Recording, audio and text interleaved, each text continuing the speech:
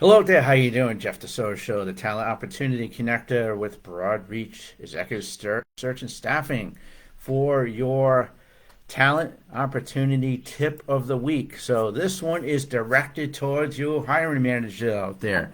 So you just got approval for an important role in your organization that's going to help, either build revenue or get an important project on the ground.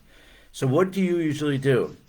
If you do use outside agencies, you reach out to as many agencies as possible, right? After all, you really want to have the biggest pool of candidates. Now, is that really right? I actually going to say on the contrary to that, that's probably the worst thing you're going to do. Why?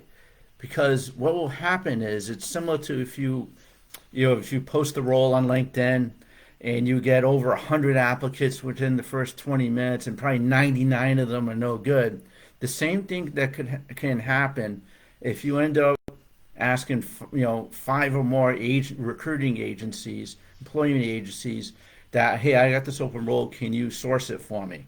What's going to happen is number one, from an agency perspective, they may not take your opening seriously because after all, they got others to do that could be retainers that they're focused on. So what happens is they don't really, as an agency, may not like really focus on it because they know they're in competition with others. And what happens also is, and this happens a lot, an agency interviews a candidate and finds out the candidate already got submitted by somebody else, and that just creates a bad situation. And then from a candidate perspective, what happens is if they know that a company is like is hope and spraying and using as many agencies as possible. They're like, are they really serious? Do they have their interview process down pat? Because what you want to do as a hiring manager, you want to zero in. When you hire an outside agency, you want to zero in on one, right? Because what's going to happen is, especially in a retained situation, the agency is going to focus on that, almost like they're your 100% employee to get the job done.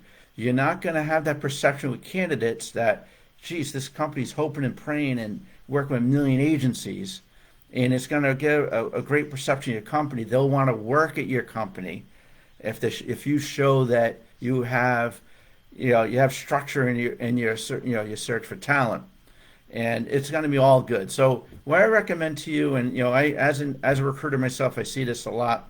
I interview a great candidate, and all of a sudden they're like, oh, I got submitted by somebody else. And you know what that does is like, I just wasted my time. I'm going to be honest with you. It's great to network. I love networking with candidates and hiring agencies. But see, that's what happens, the perception right there. Now, if I was focused on a role, believe me, we all, as recruiters, we all have access to the same network. We do. So it doesn't matter. It's not like one recruiter has exclusive access to candidates where others don't. We all have access to it, especially us. Personally, I got well over 10,000 connections. Big networker in the Boston area. I got tons of connections. That's why you probably want to work with me exclusively because you're gonna zero in on that talent really quickly, and it's gonna be a much more streamlined process. So, hope that helps. And like I said, kind of summarize. You don't want to have the spray and pray approach. Working with multiple recruiters creates confusion. And also the second most important part here is you want to create a great perception of your company that the great candidates want to work where you work. Have a good day. Jeff D., Talent Opportunity Connector, Broad Beach, Executive Search and Staffing.